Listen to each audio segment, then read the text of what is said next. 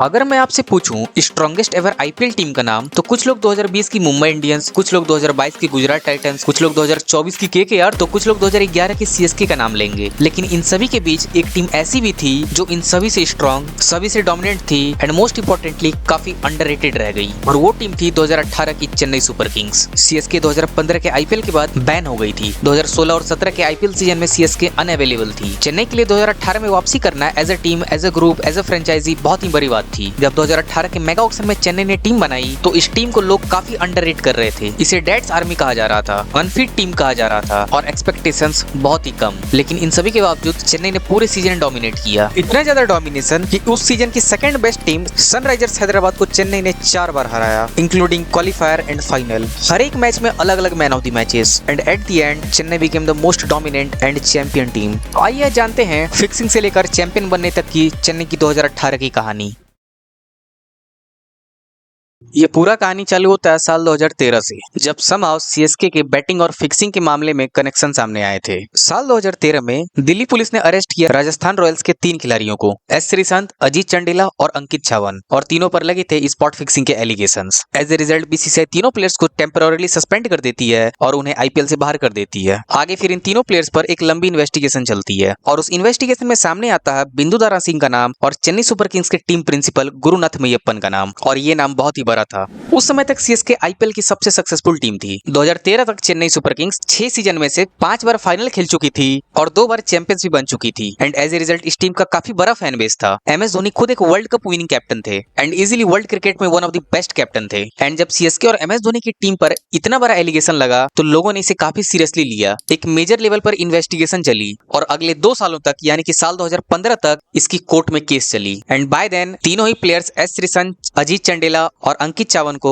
Life time के लिए cricket से बैन कर दिया जाता है। एंड फाइनली जून 2015 में 2 साल के कोर्ट केस के बाद बीसीसीआई दोनों ही टीम्स राजस्थान रॉयल्स और चेन्नई सुपर किंग्स को 2 साल के लिए बैन कर देती है। ये बैन चेन्नई सुपर किंग्स पर एक काला धब्बा था। इस फ्रेंचाइजी से लोगों को एक फेयर गेम प्ले की उम्मीद थी, लेकिन इस स्कैंडल में चेन्नई सुपर किंग्स का नाम ने न केवल लोगों का भरोसा तोड़ा बल्कि सीएसके एज ए फ्रेंचाइजी की एक बड़ी हार भी हुई। इतनी बड़ी हार कि लोग आज भी सीएसके को उस बैन से एसोसिएट करते हैं। आज भी लोग धोनी को उस चीज के लिए ट्रोल करते हैं, सीएसके को फिक्सर बुलाते हैं। हालांकि सीएसके टीम के प्लेयर्स या कैप्टन कभी भी बैटिंग या फिक्सिंग में सामने नहीं आए थे। असल खिलाड़ी था इनके टीम मैनेजमेंट का गुरुनाथ मैयप्पन, जो एक्चुअली टीम के पीठ पीछे अपने ही टीम पर काफी भारी मात्रा में बैटिंग किया करता था। बट एनीवे सीएसके पर लगती है 2 सालों का बैन। ये बैन चेन्नई सुपर किंग्स के लिए एक मेजर सेटबैक था, क्योंकि एक बैन ना केवल आपकी टीम को क्रिकेट से बाहर रखता है बल्कि उसकी फैन बेस कम हो जाती है, टीम और टीम मैनेजमेंट का इंप्रेशन खराब हो जाता है और प्लेयर्स की क्रेडिबिलिटी पर भी सवाल उठने लगते हैं। एज ए रिजल्ट साल 2016 और साल 2017 इन दोनों फ्रेंचाइजी और उनके प्लेयर्स के लिए काफी मुश्किल रहा था। इस पूरे केस पर हमने एक पहले ही वीडियो बना रखा है, आप चाहो तो आई बटन पर जाकर या डिस्क्रिप्शन में दिए गए लिंक पर जाकर इस वीडियो को देख सकते हो। साल 2018 में जब चेन्नई सुपर किंग्स की वापसी होती है तो चीजें अब पहले जैसी बिल्कुल भी नहीं थी। 2015 तक चेन्नई सुपर किंग्स की एक बहुत ही बड़ी फैन बेस थी और उस फैन बेस का दोबारा से दिल जीतना काफी इंपॉर्टेंट था चेन्नई सुपर किंग्स के लिए। साल 2018 में होता है मेगा ऑक्शन, यानी कि टीम को दोबारा से खड़ा करना था, दोबारा से अपने ट्रस्टेड प्लेयर्स को अपनी टीम में लाना था एंड मोस्ट इंपोर्टेंटली दोबारा से उस विनिंग माइंडसेट को टीम में इंसर्ट करना था। जब 2018 के मेगा ऑक्शन में सीएसके ने अपनी टीम बनाई तो ऑन पेपर देखकर ये टीम बिल्कुल स्ट्रांग नहीं लग रही थी, क्योंकि उस टीम में एक्सपीरियंस तो था लेकिन हद से ज्यादा एक्सपीरियंस। उस टीम में यंगस्टर नाम का कोई चीज ही नहीं था। टीम की एवरेज एज 34 थी एंड जब इतना ज्यादा एक्सपीरियंस होता है तो टीम में कमी हो जाती है फिटनेस की, और ये एज ग्रुप आईपीएल से पहले उस टीम के लिए बिल्कुल एक बहुत बड़ा कंसर्न था और ये बात धोनी ने भी एडमिट किया था। एंड एज ए रिजल्ट उस टीम को डेट्स आर्मी कहा जाने लगा and according to many of the cricket experts उस टीम से एक्सपेक्टेशंस काफी कम थी। सीएसके का पहला मैच होता है वानखेड़े में अगेंस्ट मुंबई इंडियंस और पहला ही मैच एल क्लासिको और ब्लॉकबस्टर। सीएसके ने दिखाया एक्सपीरियंस का importance. Chennai Super Kings 166 chase करते हुए एक समय 118 रन पर 8 विकेट थी और चाहिए थे 21 गेंदों में 48 रन, और वहां से सीएसके के one of the most experienced and trusted player Bravo ने एक हारा हुआ मैच सीएसके को जिताया। अगला मैच चेन्नई केकेआर के खिलाफ 202 रन चेस कर जाती है और इस मैच में नया हीरो सैम बिलिंग्स। आरसीबी के सामने चेन्नई 205 रन चेस कर जाती है और इस बार फिर से नया हीरो एमएस धोनी। सीएसके के द्वारा खेले गए टोटल 16 मैचेस में से 8 अलग अलग मैन ऑफ द मैचेस थे और ये थी उस टीम की एक टीम परफॉर्मेंस। जब आप उस पूरे स्क्वाड पर नजर डालोगे तो आपको शायद ऐसा लग सकता है कि इन एक्सपीरियंस्ड प्लेयर्स की स्ट्राइक स्ट्राइक रेट लो हो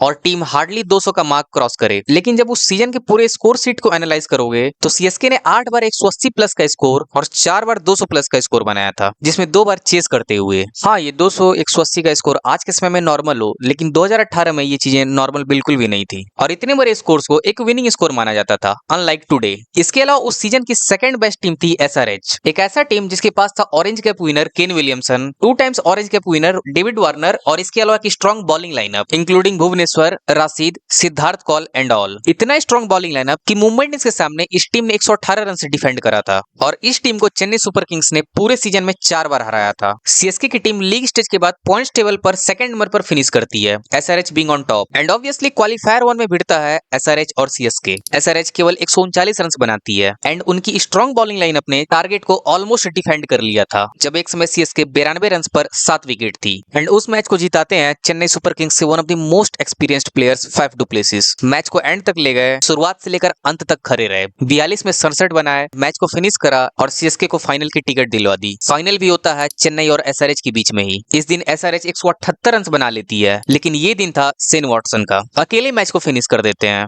205 के स्ट्राइक रेट से 117 रन और 8 विकेट रहते हुए match done and dusted and this is how CSK becomes third time IPL champion. एक dominating victory, comeback Super Kings का एक कमबैक का सीजन। सीएसके ने अब तक 5 टाइटल्स जीत तो लिए हैं, लेकिन शायद वो टाइटल सीएसके का सबसे इंपॉर्टेंट और सबसे ज्यादा इमोशनल रहा था। ये वही सीजन था जिसके बाद चेन्नई सुपर किंग्स का नाम कहीं ना कहीं कमबैक सुपर किंग्स भी कहलाने लगा था। वो सीजन सीएसके के लिए बिल्कुल भी एक नॉर्मल सीजन नहीं था, क्योंकि इस टीम को कमाना था अपना खोया हुआ रेप्यूटेशन, अपनी खोई हुई हेरिटेज, अपने खोए हुए प्लेयर्स। क्योंकि जब साल 2016 और 17 में सीएसके और आरआर को बैन किया गया था तो नई टीम्स आई थी, राइजिंग पुणे सुपर जायंट्स और गुजरात लायंस, और चेन्नई के प्लेयर्स इन दो टीम्स में ही बंट गए थे। जैसे धोनी आरपीएसजी में थे तो रैना, जडेजा गुजरात लायंस में। 2018 में इन सभी प्लेयर्स को एकजुट करना था और उस अल्टीमेट गोल को पाना था, और टीम ने कुछ वैसा ही कर दिखाया एंड वो भी बिल्कुल एक तरफा। साथ ही साथ एमएस धोनी जैसे कैप्टन के लिए भी वो 2 साल बिल्कुल भी आसान नहीं रहा था। धोनी को मिली थी राइजिंग पुणे सुपर जायंट्स की कप्तानी, लेकिन धोनी की कप्तानी में जब 2016 के सीजन में आरपीएसजी क्वालिफाई नहीं कर पाती है और टेबल पे 7वें नंबर पर फिनिश करती है तो उन्हें कप्तानी से भी हटा दिया जाता है, और अगले सीजन 2017 में धोनी खेलते हैं स्टीव स्मिथ की कप्तानी में। इतने बड़े प्लेयर और 2 टाइम्स आईपीएल चैंपियन का रिस्पेक्ट और रेप्यूटेशन बिल्कुल मिट्टी में मिलता हुआ दिखाई दे रहा था। शुरुआत से लेकर तब तक सीएसके को धोनी ने अपने हाथों से संवारा था, और टीम का इस तरीके से बैन हो जाना और इतना बड़ा इल्जाम लगना उनके लिए बिल्कुल आसान नहीं रहा होगा। तभी तो 2018 में जब चेन्नई सुपर किंग्स की वापसी हुई तो टीम मीटिंग में धोनी इमोशनल भी हो गए थे। Those were the tough times, but I feel I was waiting for this time so that we come together. और फिर 2018 के सीजन में एक मीडियोकर टीम को लेकर इतना अच्छा गेम चलाना, पूरा सीजन डोमिनेट करना एंड फाइनली डेट्स आर्मी कहलाने वाली इस टीम को चैंपियन बनवाना, this whole journey was truly remarkable. इतना ही नहीं, साल 2019 में भी चेन्नई सुपर किंग्स बहुत ही अच्छा क्रिकेट खेलती है, एक बार फिर से पॉइंट्स टेबल पर सेकंड नंबर पर फिनिश करती है। इस बार फिर से वही डोमिनेशन दिखाई देता है, almost same team, same performance and लग रहा था कि चेन्नई सुपर किंग्स लगातार 2 बार टाइटल उठा लेगी, अंटिल की एंट्री होती है मुंबई इंडियंस की, जिसने सीएसके को न केवल क्वालिफायर 1 में हराया बल्कि फाइनल में भी एक बहुत ही क्लोज एनकाउंटर में 1 रन से हराया, और मुंबई ने उठाया अपना चौथा title. But still Chennai Super Kings के लिए 2 साल के बैन के बाद वापस आना और लगातार 2 फाइनल्स खेलना, ये पूरा जर्नी उनके कमबैक करने की इस कैरेक्टर को दिखाता है, जिसकी वजह से शायद आज वो आईपीएल की one of the best franchise है, इफ नॉट द बेस्ट। अगर आपने 2018 के उस सीजन को फॉलो किया होगा then you must have witnessed something very special.